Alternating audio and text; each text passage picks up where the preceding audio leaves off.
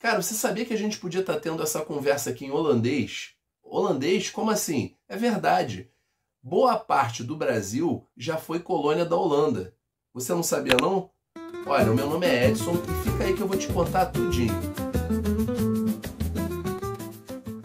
Como toda a história, isso começou antes. Lá no século XVI, estava rolando uma guerra sinistra entre a Espanha e a Inglaterra, a Guerra Anglo-Espanhola. Portugal, nesse momento, fazia parte da Espanha, era Reino Unido com a Espanha, é o período da União Ibérica. E aí os ingleses não tiveram problema em saquear Recife. Entre 1630 e 1654, nós tivemos o Brasil holandês. Pois é, os holandeses criaram uma colônia ali em Pernambuco e dominaram 7 das 19 capitanias que o Brasil tinha naquele momento.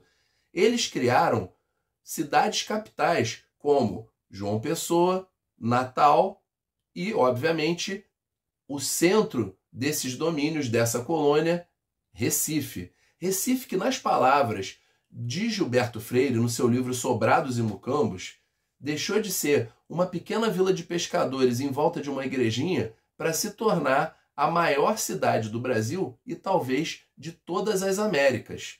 Mas como que isso aconteceu? E em saquear Olinda, que, nas palavras de muitos relatos, era mais rica até do que Lisboa. Olha isso aí. Então os caras começaram a crescer o olho, fofoca se espalha. Os holandeses tentaram várias invasões, até que de fato, lá em 1630, organizaram uma esquadra com 67 navios e tomaram Pernambuco. Como eu disse a você, ele pegou e foi lá, né? Construiu cidades capitais, fortificou elas, mas a joia da coroa era Recife, que virou uma grande cidade. Como que Recife virou uma grande cidade? Através das mãos e das ações de um camarada chamado João Maurício de Nassau, um visionário. O cara simplesmente mandou construir zoológico, museu, jardim botânico, observatório, remodelar o porto. O cara mandou construir a primeira ponte do Brasil. Aliás, ele gostava tanto de ponte que na inauguração de uma delas, ele trouxe um boi voador. O boi voava de verdade? Não, mas ele fez a propaganda para a galera aí na festa, porque ele queria ver gente fazendo aquilo que ele estava fazendo por eles. Continuando aí o que eu estava falando, o cara fez um monte de obra estrutural, transformou um pequeno vilarejo em uma grande cidade e atraiu muita gente para cá. Mas como que ele atraiu gente para cá? Bom, os holandeses tinham a ideia de liberdade religiosa, porque eles eram protestantes. Então foram construídas igrejas protestantes, vieram para o Brasil vários comerciantes judeus e, obviamente, construíram sinagogas. O comércio se espalhou, se desenvolveu baseado na prosperidade trazida pela cana-de-açúcar. E se tinha um monte de gente de um monte de lugar vindo para cá e dinheiro rolando numa cidade portuária, é óbvio que uma coisa que aumentou muito foi a prostituição. Afinal de contas, o mercado estava aquecido.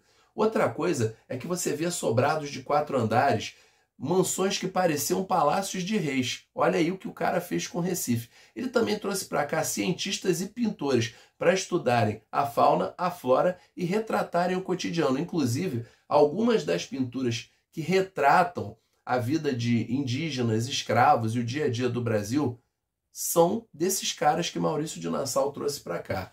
Beleza, mas o que estava acontecendo lá em Portugal? Então, em Portugal, a coisa estava ficando mais tensa. Por quê? A gente falou lá da União Ibérica. De primeira, a maioria dos nobres portugueses aceitou a autoridade dos espanhóis. Porque assim, mudou o rei e tal, mas o Filipe II e depois o seu filho Filipe III não mexiam muito lá com os nobres portugueses e deixavam os comerciantes portugueses ganhando dinheiro do mesmo jeito. Então, se tu não mexe nem com a galera do dinheiro, nem com a galera do poder, tá tudo certo. Agora, tudo mudou de figura quando assumiu o trono Filipe IV. Por quê? Ele começou a aumentar os impostos para sustentar as guerras espanholas. É assim, os espanhóis em guerra contra ingleses, contra holandeses, guerra dos 30 anos, diabo a 4. E aí quem paga a conta? Ah, os portugueses. Aumentando os impostos. Os comerciantes já não ficaram muito satisfeitos. Lembrando que sempre teve nobres portugueses que não aceitavam a autoridade espanhola, ele começou a desagradar aqueles que aceitavam. Por quê? Ele começou a dar cargos que normalmente eram de portugueses em terras que antes eram portuguesas para nobres espanhóis. Aí os caras tinham o título, a terra, o poder, E os nobres portugueses eram o quê? Não mandavam nada? Portugal então ia virar província da Espanha? Isso foi gerando uma animosidade, chegou no ouvido do primeiro-ministro da França, o cardeal Richelieu, que agiu daquele jeitinho, vai lá, não aceita isso não. A França deu apoio e os nobres portugueses se insurgiram e em dezembro de 1640 aclamaram o 8º duque de Bragança, Dom João, agora como rei de Portugal, Dom João IV. Ali, naquele momento, acabava a União Ibérica e nascia a dinastia de Bragança. Óbvio que houve guerra, mas quem você acha que venceu? A gente não está falando em espanhol.